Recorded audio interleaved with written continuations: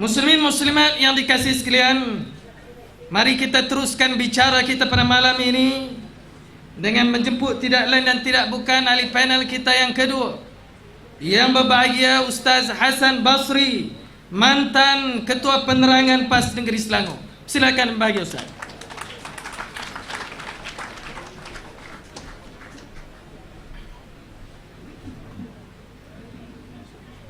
أعوذ بالله من الشيطان الرجيم. بسم الله الرحمن الرحيم.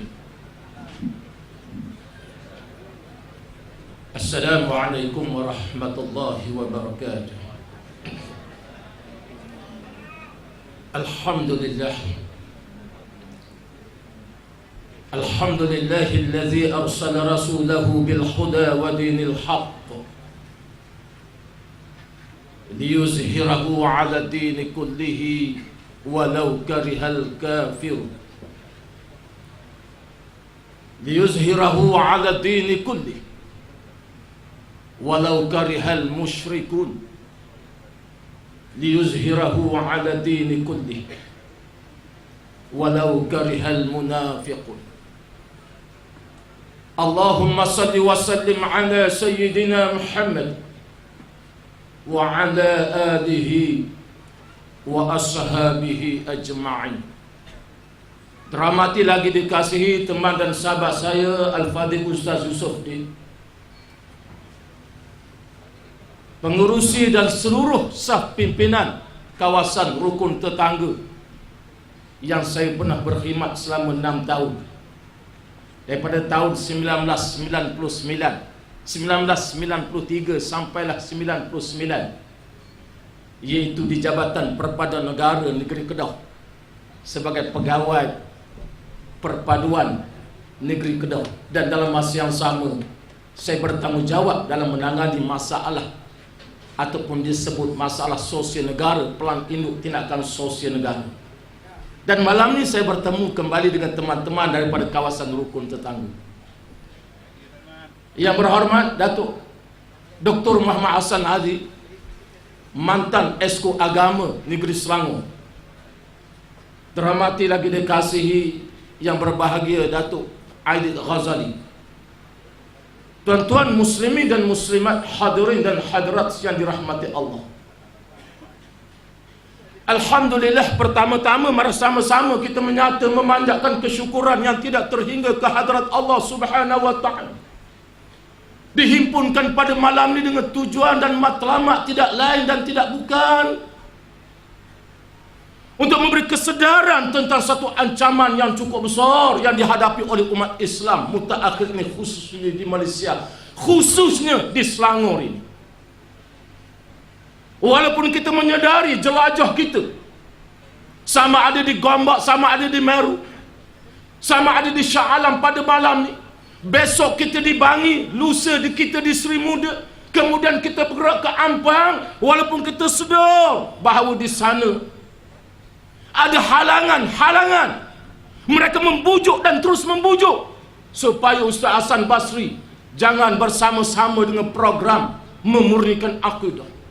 Lalu saya nak sebut dan memberitahu kepada sahabat-sahabat dan teman-teman yang hadir, walaupun mereka menggelar dengan dua Hasan, walaupun Mak Sabu ketika ceramah apa yang disebut di Payah Jaras menyatakan ada dua Hasan yang perlu kita gempur, ada dua Hasan yang menjadi musuh kita. Kita nak beritahu kepada mereka supaya siapa musuh, kamukah musuh ataupun kami musuh Allah Subhanahu wa taala.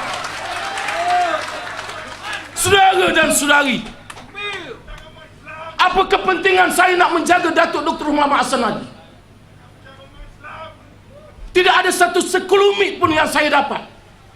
Tetapi alhamdulillah, walaupun halangan, cabaran yang kita hadapi, walaupun di Shah Alam ini, tetapi dengan dokongan, dengan sokongan tuan-tuan dan puan-puan yang hadir pada malam ini, kita nak beritahu kepada Khalid Samad yang merasakan akidah dan ini ancaman yang cukup besar khusus di Selangor.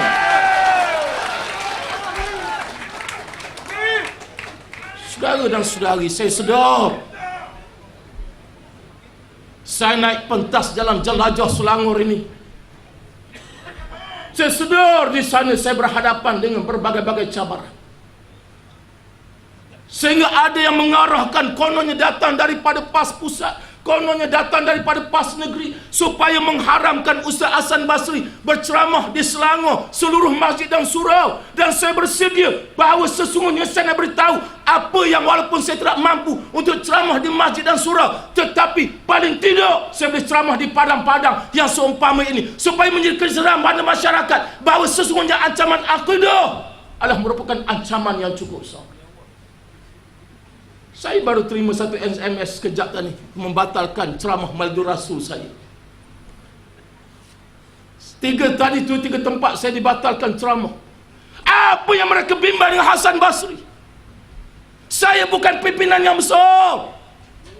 Saya pimpinan yang kecil, tetapi boleh menyadari bahawa yang paling besar bukan ada kepentingan. Kepentingan kita adalah kepentingan untuk Allah dan Rasul. Saudara, sebab itu pada malam ni dalam waktu yang terbatas, tambah-tambah dia beri masa 25 minit.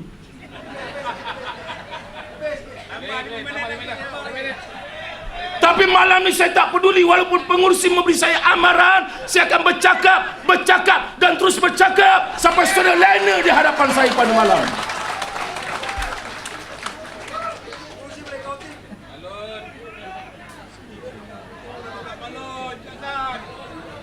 Muslimin dan muslimat yang dirahmati Allah, tambah-tambah teman dan sahabat saya daripada Masjid Riyadhus Shalihin yang pernah saya berkhutbah, yang pernah saya berceramah di sini. Saya tidak asing di sini, tetapi atas kedasar akidah saya nak beritahu bahawa persoalan akidah bukan sekadar akidah yang tentang kemurtadan semata-mata, tetapi apa yang disebut kerana adalah Rasulullah sallallahu alaihi wasallam, satu ancaman yang akan datang kepada kita, di mana kata Nabi sallallahu alaihi wasallam, fa innahu man ya'ish minkum, barang siapa yang hidup di kalangan kamu akan melihat, kamu akan berdepan, kamu akan bertemu satu zaman yang disebut oleh Rasulullah sallallahu alaihi wasallam, zaman fasayara ikhtilafan katsira. Kamu akan bertemu satu zaman khilaf yang cukup besar, pertemuan yang cukup besar. Sebab itu zaman yang disebut oleh Rasulullah sallallahu alaihi wasallam ialah zamannya. Ancaman akidah yang bukan sekadar datang daripada proses memurtadkan semata-mata, tetapi pada hari ini apa yang disebut oleh Rasulullah sallallahu alaihi wasallam, akidah ancaman-ancaman juga datang daripada fahaman-fahaman yang dicipta oleh akal-akal manusia, antara fahaman sekularisme, antara fahaman liberalisasi, antara fahaman yang paling bahaya yang saya nak kupas, yang saya nak tekankan. Saya orang Terengganu tak boleh laju tekankan. Orang Terengganu kalau terlalu laju sangat tekankan jadi tekankan. Last sekali orang bawah Terengganu kata tekankan kepala bapakmu, Ustaz.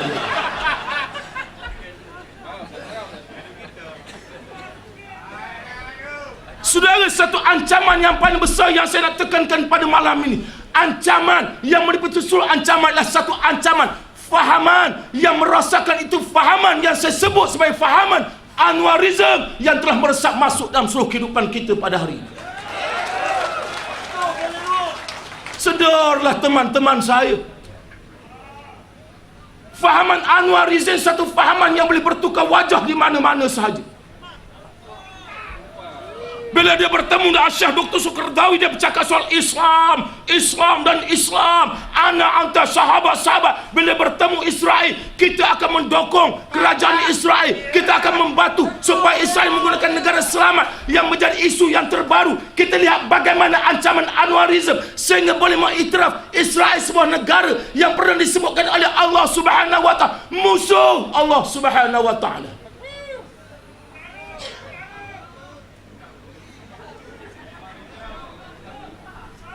Saudara dan saudari,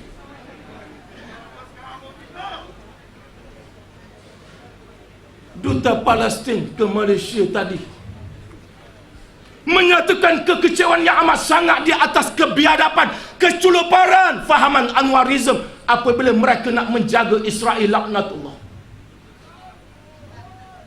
Persoalan mana suara-suara mereka yang dulu menentang Israel? Mana suara Mahfuz Umar yang menentang kedatangan pemain rugby daripada Israel? Hari ini suara-suara ini menjadi tikus dan menikus.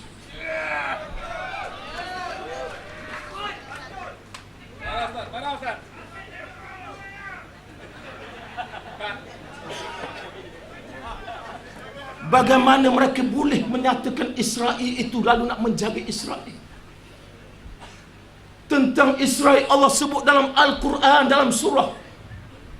Bagaimana dalam surah Al-Ma'idah ayat 80. Allah Subhanahu wa taala berfirman, "La tajidanna ashaddan nasi 'adawatan lil ladzina amanu al-yahud." Allah Subhanahu wa taala menentang secara keras sehingga meletakkan Yahudi ini musuh Allah yang nombor satu. La tajidanna ashaddan nasan, orang yang paling jahat, yang paling keras, kata Allah Subhanahu wa taala. La tajidanna ashaddan nas, orang yang paling biadab atas muka bumi Allah, yang paling jahat atas muka bumi Allah, yang paling keras atas muka bumi Allah ketika berhadapan dengan orang-orang yang beriman adalah orang-orang dan bangsa Yahudi. Tak sedarkah kita tentang ancaman Anwarism yang kononnya untuk mencari sedikit kekuasaan, yang kononnya untuk mendapatkan penguasaan, khususnya penjagaan daripada Amerika Syarikat, sehingga sanggup mengiktiraf sebuah negara yang haram. Sebab itu sidang jemaah saudara muslimin dan muslimat, tuan-tuan yang dirahmati Allah, Syekh Dr. Yusuf Al-Qaradawi, Dr. Sa'id Ramadan Al-Buti dan ulama-ulama mukhtabar menyatakan bahawa sehingga mereka memfatwakan berhadapan dengan Yahudi laknatullah, apabila mereka meletakkan bom di badan-badan mereka, apabila mereka naik di atas bas yang di penduduknya adalah Yahudi, apabila mereka pergi di pasar-pasar yang di sana ada Yahudi, lalu apabila mereka meletupkan diri mereka, maka bukan dilihat sebagai bunuh diri. Ini bukan intihar, ini adalah amal ijtihadiyah. Ini apa yang disebut operasi menuntut syahid. Kerana apa? Kerana di sana ada 5 perkara yang diajar, yang ditunjukkan oleh Syekh Dr. Qaradawi bagaimana berhadapan dengan Yahudi. Ancaman Anwarism kita lihat hari ini, apabila membawa satu fahaman liberalisasi yang bersembunyi di sebalik nama human right, atas nama hak kebebasan manusia.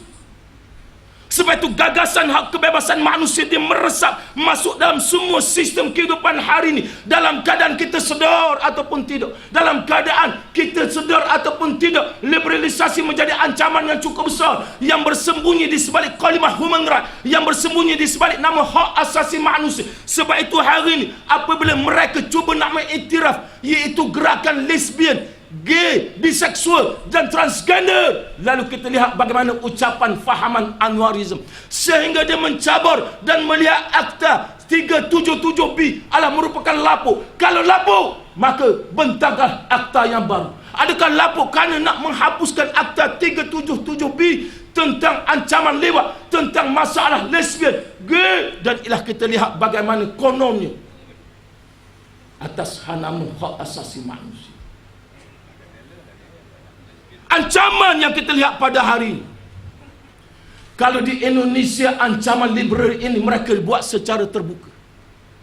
Di sana ada gerakan Islam liberalisasi, di sana ada jemaah Islam liberal. Tetapi di Malaysia ini mereka bergerak atas nama pertubuhan-pertubuhan, mereka bergerak atas nama NGO, mereka bergerak atas nama orang perseorangan. Antara mereka bergerak di bawah nama Pertubuhan Majlis Peguam Malaysia. Majlis Peguam Malaysia yang biadab, antara yang menjadi penganjur, yang menjadi pendukung gerakan homoseksual.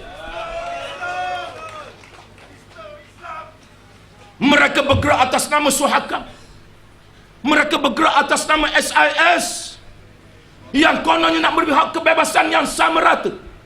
Dan yang paling malang, individu yang paling biadab, yang menjadi penganjur, yang menyokong, yang besar-besarnya, yang boleh diterima oleh muslimah, iaitu Ambiga laknatullah. Saudara, apakah kita tak melihat ancaman-ancaman ini? Sebab itu ancaman kepada kita dan generasi yang akan datang. Bagaimana mereka boleh menerima yang konon je dengan menyatakan ini hak kebebasan? Ini hak kebebasan manusia. Kita nak beritahu bahawa hak kebebasan manusia bukan satu kebebasan yang mutlak. Rasulullah sallallahu alaihi wasallam antara pernah menyebut dalam satu hadis, ad-dunya sijnul mu'min wa jannatul kafir. Kata Nabi sallallahu alaihi wasallam, dunia adalah tahanan bagi orang-orang mukmin, dunia adalah penjara bagi orang-orang mukmin. Wa jannatul kafir, tetapi dia syurga. Apapun hak kebebasan kita ada hak. Apapun hak kebebasan kita ada batas. Semua kehidupan kita dibataskan oleh Allah Subhanahu wa taala, wa hadda hudud. Sebab itu kita harus faham. Allah Subhanahu wa taala banyak memperingatkan kita dalam Al-Quran. Ayat-ayat Allah Subhanahu wa taala yang di sana antara Allah Subhanahu wa taala menyatakan dalam surah Al-Maidah ayat 49 tentang bagaimana Allah memperingatkan supaya kita berhati-hati dengan kelompok-kelompok yang membawa berbagai-bagai ancaman kepada Islam, yang membawa ancaman kepada Melayu dan pada ancaman kepada institusi raja. Di sana kalau kita lihat dalam surah Al-Maidah, Allah Subhanahu wa taala berfirman, a'udzubillahi minasyaitonir rajim. Wa anihkum bainahum bima anzalallahu wa la tattabi' ahwa'ahum wahzarhum an yaftinuka ba'da ma anzalallahu ilaik. Di mana Allah Subhanahu wa taala menyatakan, dan hendaklah kamu berhukum antara mereka, wa anihkum bainahum bima anzalallah, dan hendaklah kamu memutuskan antara mereka dengan apa yang telah diputuskan oleh Allah, dengan apa yang dihukumkan oleh Allah ke atas mereka. Lalu di sana Allah Subhanahu wa taala memperingatkan kepada kita, wala tattabi' ahwa'ahum, dan berhati-hatilah kamu supaya kamu jangan mengikut hawa nafsu mereka. Siapa mereka ini yang menjadi musuh yang disebutkan oleh Allah Subhanahu wa taala, wala tattabi' ahwa'ahum wahzarhum an yaftinuka ba'da ma anzalallahu ilaik. Di sana kita ada dua musuh. Yang pertama musuh di luar sana, sebagaimana Allah menyatakan, wala tattabi' ahwa'ahum. Di luar sana ada musuh yang menjadi ancaman. Antara mereka mengancam, sebagaimana Allah menyatakan, berhati-hati kamu dengan mereka, wala tattabi' ahwa'ahum wahzarhum, iaitu mereka nak memalingkan kamu daripada sebahagian dari perintah Allah Subhanahu wa taala. Musuh di luar sana mereka memperkenalkan berbagai-bagai fahaman-fahaman. Antara fahaman yang kita sebut tadi, fahaman sekularisme, liberalisasi, iaitu atas nama hak asasi. Inilah yang diperjuangkan oleh musuh di luar sana. Inilah yang diperjuangkan oleh Teresa Kok. Inilah yang diperjuangkan oleh Ronnie Liu. Inilah yang diperjuangkan oleh Azma Wong. Dan inilah perjuangan-perjuangan mereka menjauhkan kita daripada apa yang disebut oleh Allah Subhanahu wa taala, berhati-hati kamu dengan mereka. Siapa musuh di luar sana? Allah Subhanahu wa taala dalam konteks ayat ini ialah fahaman Anwarisme.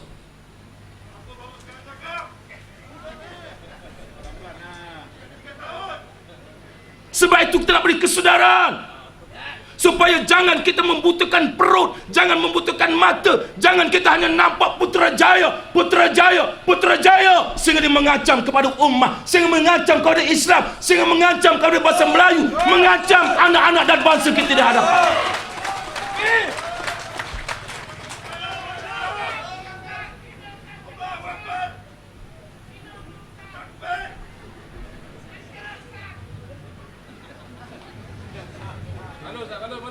Saudara dan saudari, sebab itu kita harus berhati-hati. Jelmaan-jelmaan daripada fahaman-fahaman Anwarisme dan pengikut-pengikut.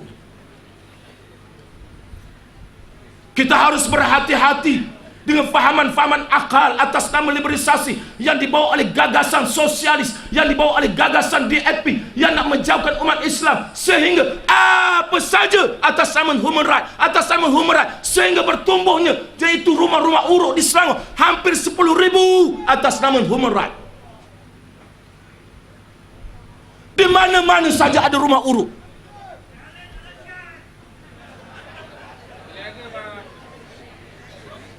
Apa kawasan Selangor ni masuk banyak sangat sakit-sakit urat sampai semua mencari rumah urut.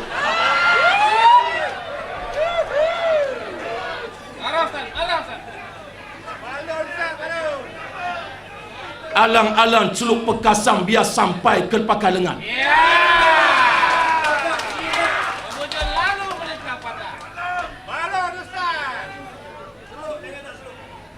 Sebab itu kita nak memperingatkan pada teman-teman kita, sedarlah kita.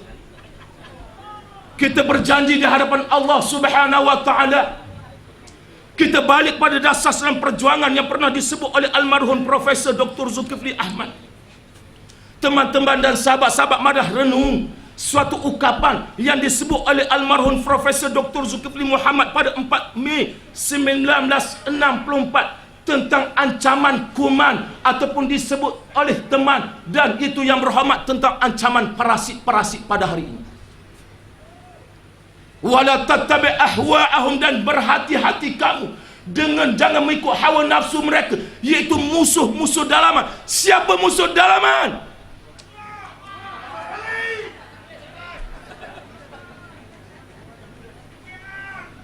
Teman-teman dan sahabat-sahabat saya, renunglah ukapan yang dilontarkan oleh almarhum Profesor Dr. Zulkifli Muhammad, menyatakan bahawa jawatan dan kemenangan adalah tempat yang subur akan membiak kuman-kuman ataupun parasit-parasit.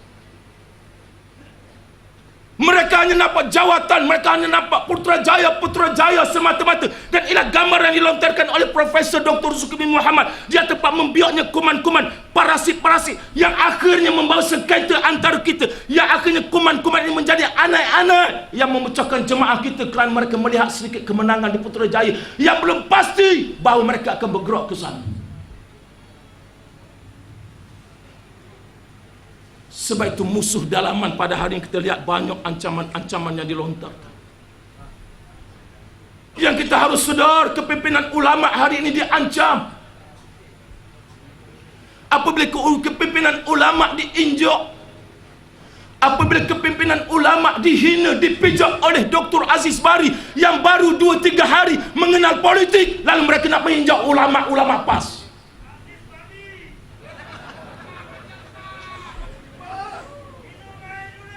Mereka menghina Dr. Azizah, Menteri Besar Kedah. Mereka menghina Tuan Guru Haji Abdul Aziz Awang, baru 2-3 hari yang konon melihat kehebatannya sebagai pakar undang-undang, pakar perlembagaan, yang boleh menyaman siapa saja yang dia nak saman. Yang konon dilihat siapa mengancam dia, maka dia akan menyaman, Tetapi mulut celupur, mulut yang biadab, menghina ulama, menghina tutur guru, di mana kita nak sebut, di mana parasit dan kuman-kuman ini berada. Berserangan ulama-ulama dalam mempertahankan diri. Di mana Khalid Samad apabila melihat Ustaz Azizah dihina dan dipijak oleh Dr. Aziz Bari?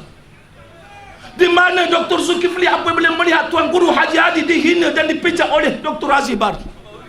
Di mana Muhammad Sabu bila melihat Tuan Guru Haji Abdul Hadi dipijak dan diinjak oleh puak-puak ini? Di mana penghinaan kita lihat apabila jawatan Esko dirampas oleh yang membaca Fatihah pun belum pasti betul, tiba-tiba menjadi Esko agama.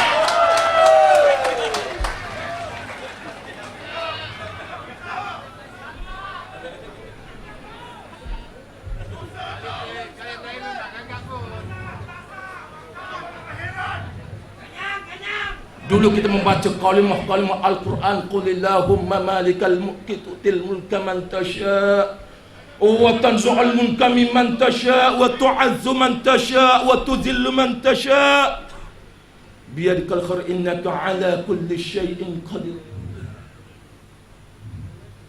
Apakah ayat yang kita baca yang berbuih mulut menyatakan Qulillahumma malikal mulki tu'til mulka man tasha'? Katakanlah wahai Muhammad, Allah lah memiliki kerajaan dan Allah berkuasa pada siapa yang Allah nak beri. Apakah kita tidak meletakkan kebergantungan dengan Allah Subhanahu wa taala? Kerajaan ini milik Allah. Kita lebih meletakkan kebergantungan parasit-parasit dan kuman-kuman ini, lebih meletakkan kepentingan kepada Anwaris, fahaman Anwaris. sehingga mereka sanggup menghina pimpinan mereka sendiri, sehingga mereka mengangkat pimpinan agung. Kau kita lihat apabila presiden naik, presiden menyatakan kita akan mengangkat pimpinan agung kita, Anwar menjadi Perdana Menteri. Kalau kita memenangi kerajaan persekutuan, kebayangkan seorang pimpinan naik, presiden PAS, sehingga meletakkan Anwaris, sedangkan mereka ada presiden yang sepatutnya diberikan kemuliaan ini, sepatutnya berhormatan kepada presiden PAS sendiri. Tetapi nak ancaman yang tak sedar yang disebut oleh almarhum Profesor Dr. Zulkifli Ahmad.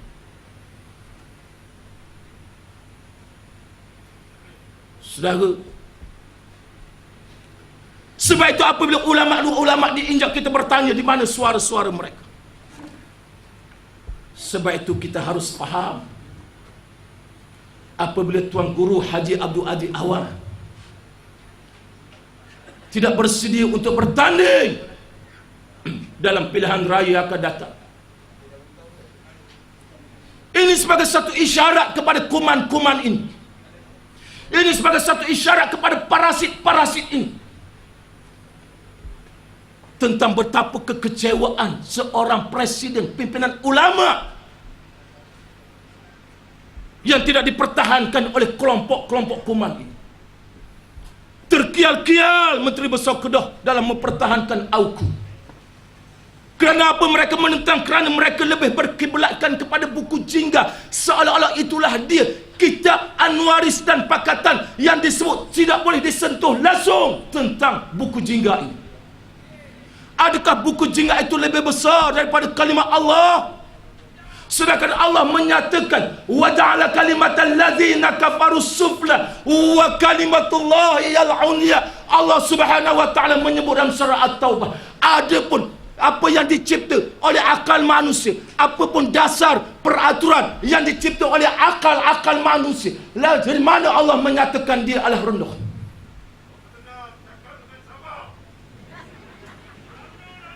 Wa kalimatullahi al-'ulya, dan kalimat Allah lah yang paling tinggi.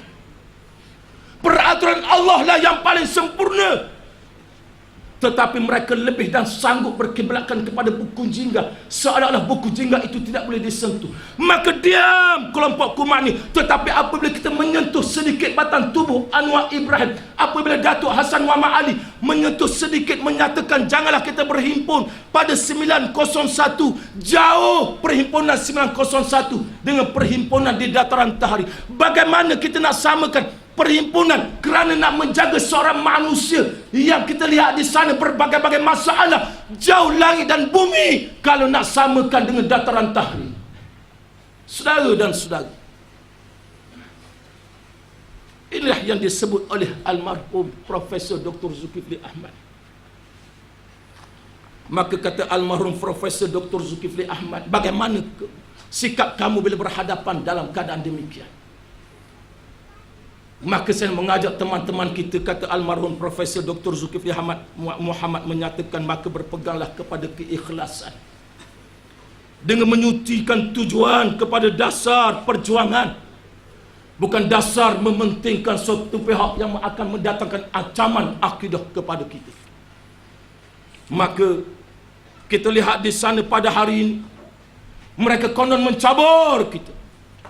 Ketua Muslimah Selangor mencabar kita, menyatakan sepatutnya kita ini, iaitu kita mengencam apa yang dilakukan oleh apa yang disebut kelak taat suami. Apabila mereka kelak taat suami menganjurkan seks Rasulullah sallallahu alaihi wasallam, lalu mereka mengajak kita jangan kita buat akidah yang besar tentang kelak taat suami. Kita nak beritahu kepada mereka ini, terus membuat press conference, buat panggil PC, konon mereka menentang kelak taat suami. Oi, mereka ini, sedarlah kelak taat suami itulah mengkarung. Naga di hadapan kamu, kamu tidak berani untuk menegur.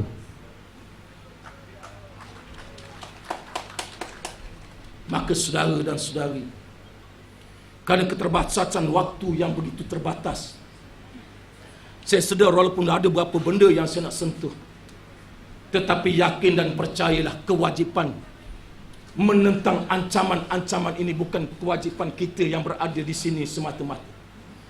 Ini adalah merupakan kewajipan kita bersama, merupakan peranan kita bersama. Kerana di sana Nabi sallallahu alaihi wasallam menyebut dalam satu hadis, wa innallaha amaral mu'minin bima amara bihil mursal.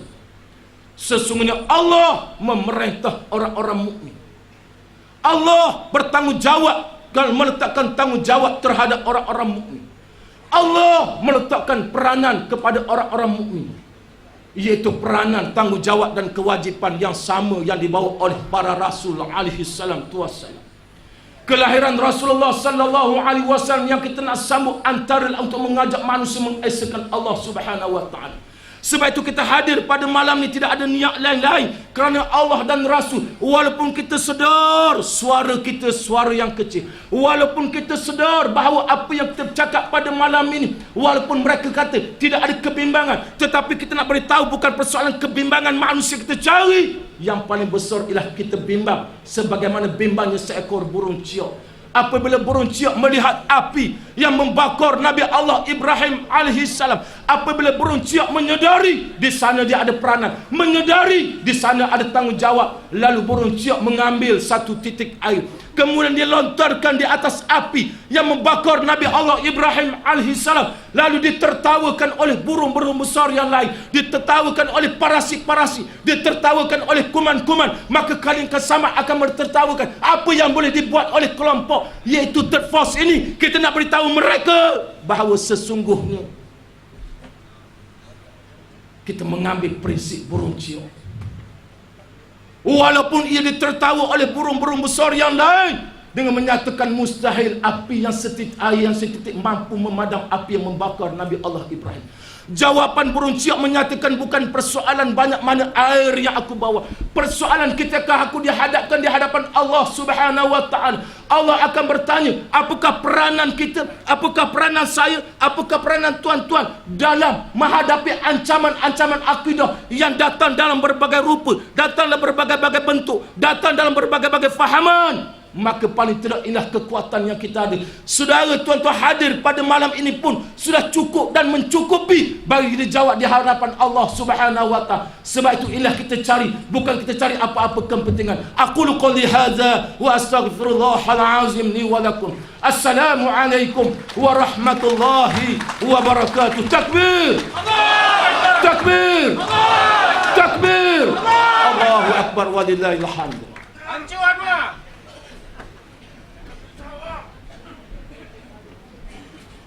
Terima kasih kita ucapkan kepada yang berbahagia Ustaz Hasan Basri, mantan Ketua Penerangan PAS Negeri Selangor.